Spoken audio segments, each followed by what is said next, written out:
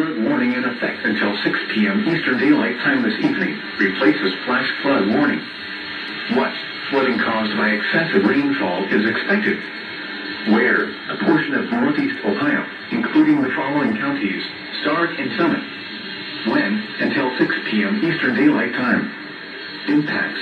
Streams continue to rise due to excess runoff from earlier rainfall. Additional details. At 1:59 p.m. Eastern Daylight Time, street flooding reported earlier this afternoon has begun to subside.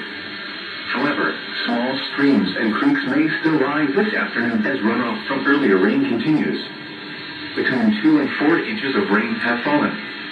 Additional rainfall amounts of less than 0.5 inches are expected the rest of this afternoon. As of 1:30 p.m., the river gauge along Zimmeridge at North Canton is reporting a stage of 10.3 feet with the creek still rising. Minor flood stage is 9.5 feet. Moderate flood stage is 10.5 feet.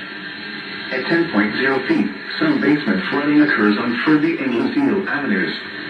At 10.5 feet, Arboretum Circle floods with over a dozen homes impacted, and water approaches businesses on Whipple Avenue Northwest. Some locations that will experience flooding include Canton, Massillon, Green, North Canton, Myers Lake, Hills and Dales, Greentown, Berry Heights, and Uniontown.